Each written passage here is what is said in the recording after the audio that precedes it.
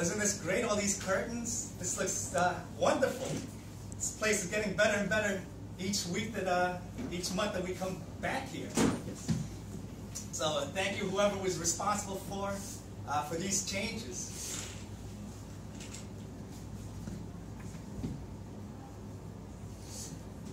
Now, according to a news report, there was a certain school that was having a problem. For some reason, this isn't working. And it was a kind of a unique problem. What was happening was these girls were putting on their lipstick in the bathroom. And let's go, there you go. And so each day the maintenance man had to clean it up. And he was getting tired of this, so he told the principal, and the principal came up with a solution. And he said, look, let's gather all the girls together in the bathroom and tell them how, this is a problem for the custodian, the maintenance man. And so the maintenance man showed them what he had to do each time the mirror got lipstick all over it. And what he did was he took a squeegee, squeegee like you use to clean the windows of a car?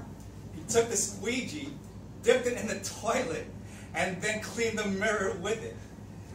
You see? So that stopped that problem because the girls realized that if they kissed the mirror, put their lipstick all over it, then they'd be tasting toilet water next time. And so that stopped that problem in that school. But today we're going to be talking about different problems having to do with being students. And for you adults, this isn't going to apply as much, but sometimes we still do take tests. Because I remember taking a test to go to a graduate school, or actually above a graduate school several years ago, so this might apply to you as well. But mostly it's going to apply to our students here. So when I asked you a couple of months ago what caused you to feel stressed, worried, or afraid, this subject today got the biggest response, got more responses than any of the others. One person wrote school, another one testing, another one bad grades, another one grades and SAT tests, and I'll explain what that is for those of you who don't know. And still another, schoolwork, report card grades, and SAT. Now, I know that a few of you have begun school already, and the rest of you will go back to school this week. So I thought this was an appropriate time to do this message. And today we're also going to finish this series that we've been calling, we can go to, let's see if this works now. Oh yeah, it's working. Okay, we've been calling this series In God We Trust, Overcoming Fear, Stress, and Worry. And this Sunday morning's message is called, Don't Be a Fool When You're in School. And here's the main point we want to get through today. Yes, do your best, but don't get stressed. All right, let me pray, and then we'll continue with our message. Would you bow your head with me? Our Father and our God, I just want to pray for our students today as they have gone back to school or are going back. And we just ask, Lord, that you would help them, first of all, to have your peace this week. And beyond, that they'll not be anxious nor stressed, Lord, but that they'll do their best, and Lord, just have a peace in their hearts and in their minds throughout this school year. And this is our prayer in Jesus' name. Amen. Amen. All right, let's begin by talking about why we get stressed out. First, we worry about how our parents will react. So one reason we may feel pressure over tests, grades, and school is that we want to please our parents. And there's nothing wrong with that, right? We've talked about wanting the approval of our parents in a previous message, and that's okay. They may expect us to get certain grades, and they may hold us to high expectations. And again, all good so far. The problems enter in, though, when we fear we won't meet their expectations of us. And then we begin to worry about what they're going to do, right? We may think they're going to ground us, they're going to withhold this privilege or that, from us, and so on. So one reason that we get stressed about schoolwork is that we worry about what our parents will say and do. Secondly, we worry that we won't get into the school of our choice. Some of you are preparing for the SHSAT and, or the SAT. And for those of you who may not know, the SHSAT is a test for 8th graders and some 9th graders who want to get into one of the specialized schools here in New York City. And these specialized schools are some of the best in the entire country. The SAT is a test for high school juniors, that is 11th graders, and the reason they take this test is because college admissions counselors look at what their grades are, plus other things, on this test to see if they want them in their colleges.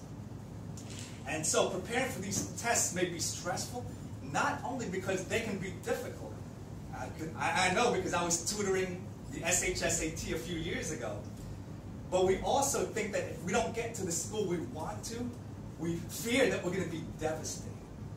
So that's another reason we worry and why we get stressed out. A third reason is we compete with others. Now, some people like competition. It raises their game to another level, and that's good. So if you're competitive and that helps you, that's fine. But others feel a lot more pressure when they feel like they have to outdo their fellow students. Some of those are being their friends. So check out this video clip called Making the Grade and see if you can relate to this student.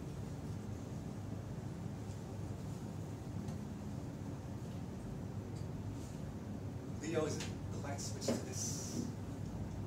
Thank you.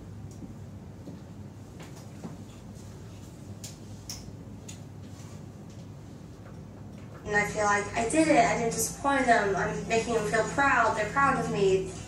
When they're disappointed, you feel like, oh, I let them down. Oh, I was lazy. I didn't do my best. I need to work harder. In Highland Park High School, it's extremely competitive. Everybody wants to be the best in whatever they do. Usually a typical night for me is I go home, I study until I have whatever activity, then I come back and study some more. I stay up late, I crash, I don't sleep much. I wake up in the morning, I go to tutorials for whatever tests I just didn't get enough studying time in for. I go to school. I feel like falling asleep during school, but I can't because I have to pay attention to everything because for me, every point counts. It's really difficult because I know that one test could mean a different average in that class, which means a different average overall for the semester, which overall means that my GPA is higher or lower, which affects my class rank, which affects what college I get into. So every little thing is just so stressful, and every worksheet, every quiz, it matters. And it's not an option. I have to do it because this is for my futures. I feel like there's so much pressure on me to make this fifth grade because I want to make my parents happy. I want to do my best. And a lot of pressure comes from my friends, different kids who I see work so hard, and I'm like, oh my gosh, they're going to have such a great future. Like, they're already set because their grades are amazing. I guess the moment that I can get my class rank and my GPA up just a little bit, I'll be happy. Like, raise my class rank 10 or 20 places. My GPA just 0.1 up. Just little things like that. I mean, I'll be happy. I think a number of us can relate to what that girl was going through. So we've discussed a few reasons why we get stressed out over schoolwork. Now let's focus our attention on which attitudes we need to change. First of all, attitude adjustments for perfectionists. And a perfectionist is a person who's not happy with anything less than perfection.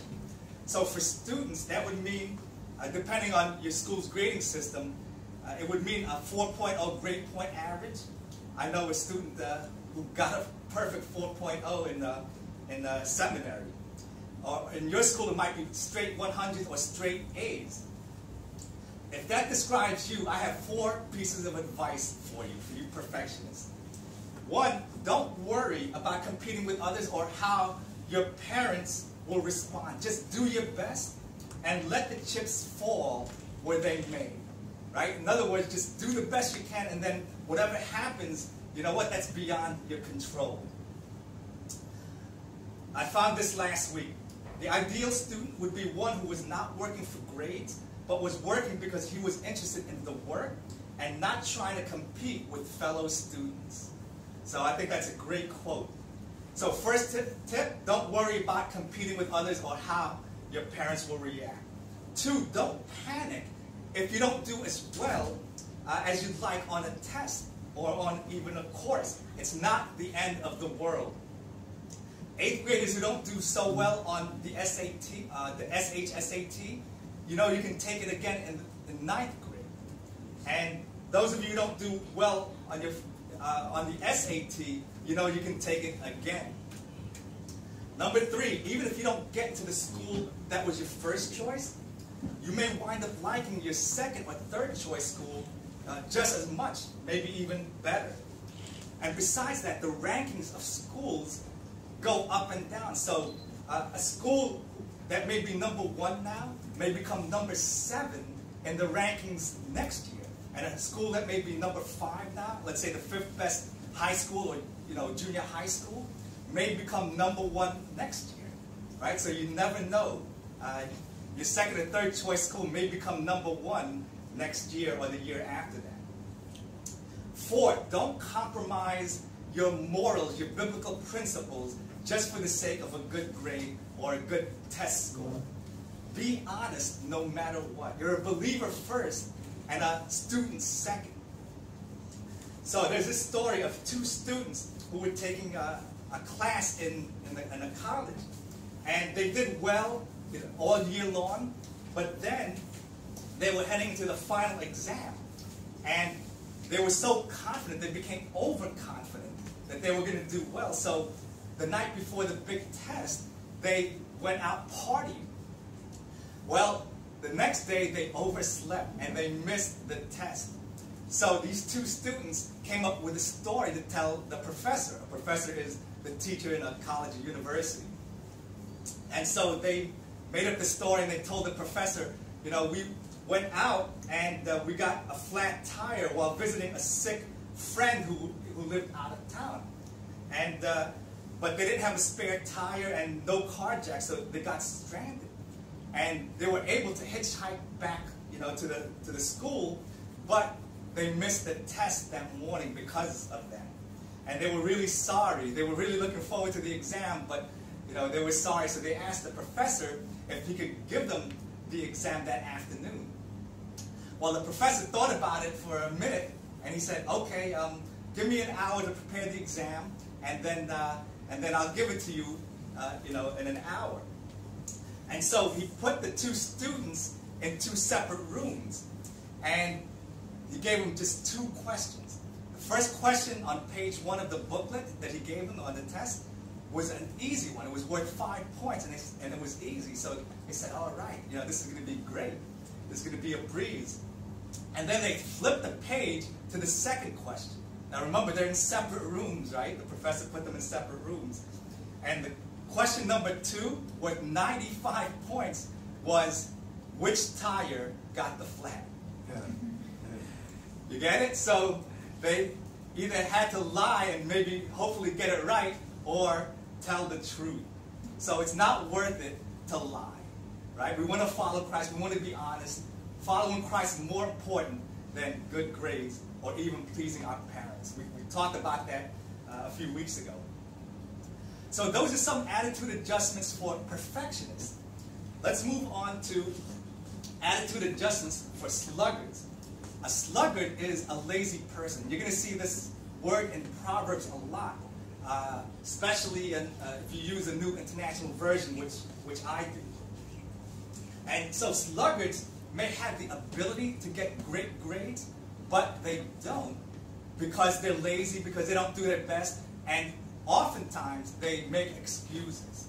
So here's an example of a sluggard. "I cannot go to school today," said little Peggy Ann McKay. "I have the measles and the mumps, a gash, a rash, and purple bumps. My mouth is wet, my throat is dry, I'm going blind in my right eye. My tonsils are as big as rocks. I've counted 16 chicken pox. And there's one more, that's 17. And don't you think my face looks green? My leg is cut, my eyes are blue. It might be the Instamatic flu. I cough and sneeze and gasp and choke. I'm sure that my left leg is broke. My hip hurts when I move my chin. My belly button's caving in. My back is wrenched, my ankle sprained.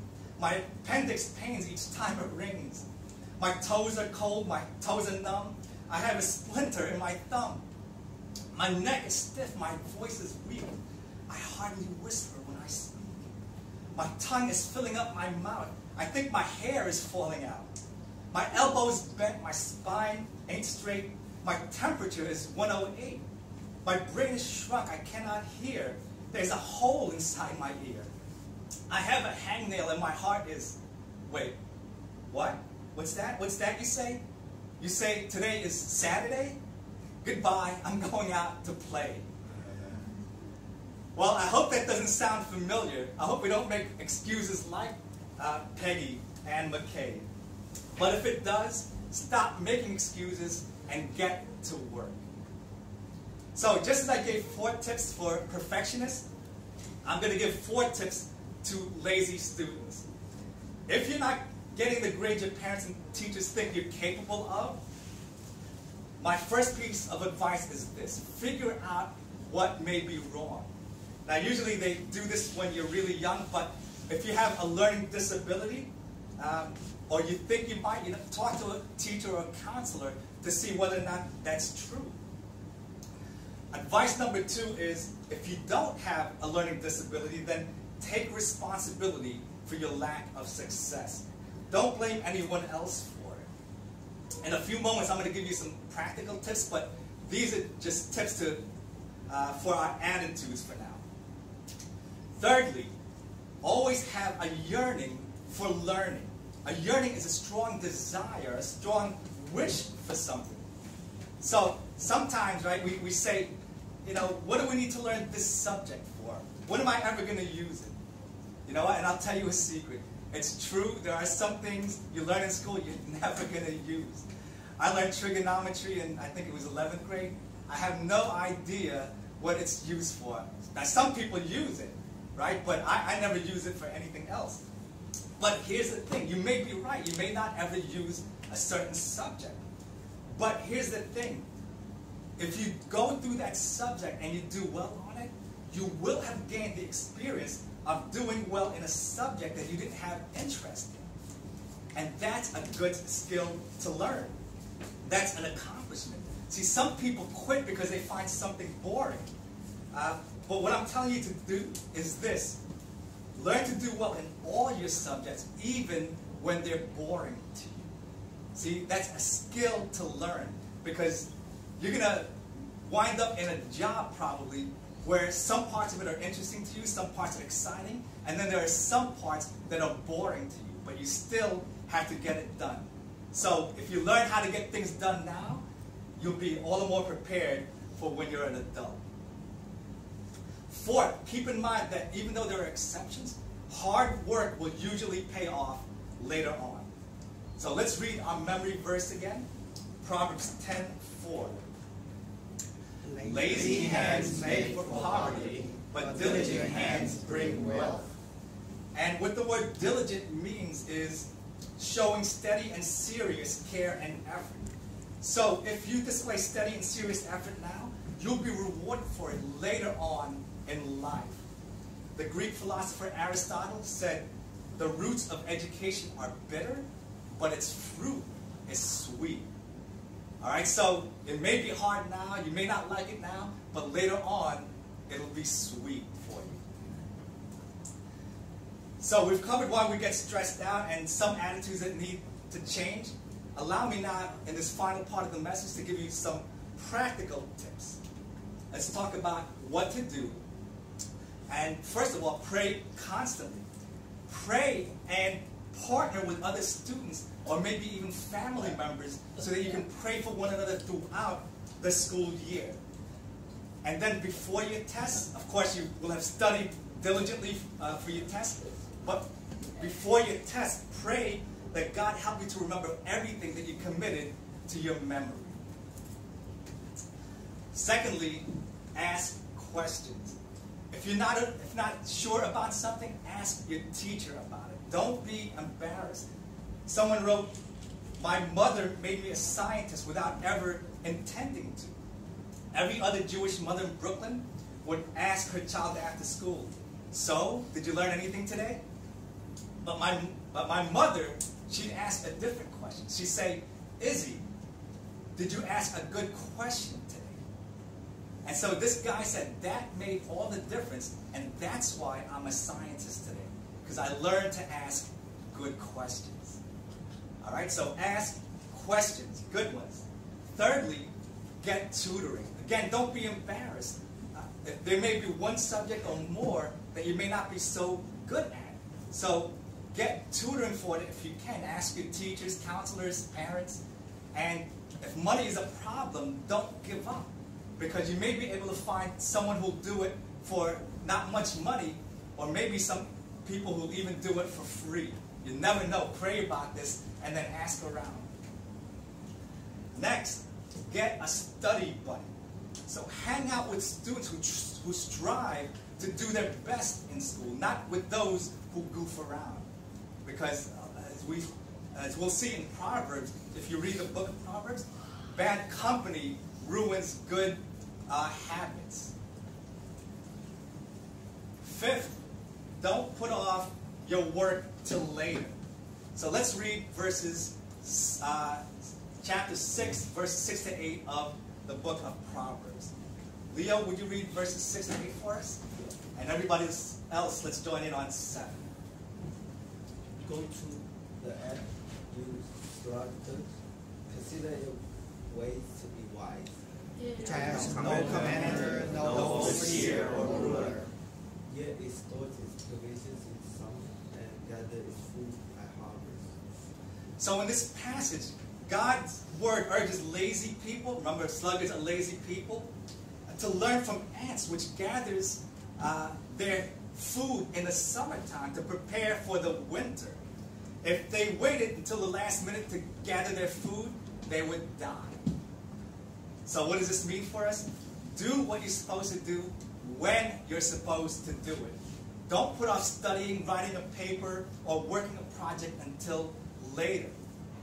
So for papers and projects, what I used to do when I was in school was I would work on it a little bit at a time. Maybe, an hour a day or whatever it was. So that helped me to keep my stress level much lower than what it would have been. And also, you'll sleep much better if you know you've been working on these projects and papers in a timely manner. So don't be stressed. Just do your best, then get some rest. I'm going to finish with this story. There was this boy named Johnny who was walking in the desert, and he found a lantern. And so he thought, maybe if I rub this will be a magic lantern and a genie will come out of it and grant me 3 wishes. So he rubbed the lantern, and sure enough, a genie came out.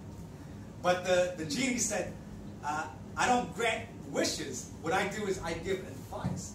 So Johnny said, okay, what advice do you have for me? And the genie said, pick up as many rocks as you can around you and take them home. And then the genie disappeared. Well, Johnny said, you know what? That guy's crazy because these rocks are heavy. I'm not going to take any rocks home. But he did pick up one rock and he stuck it in his pocket and then walked home. Well, when he got home, he changed and took a shower and put his dirty clothes in the hamper.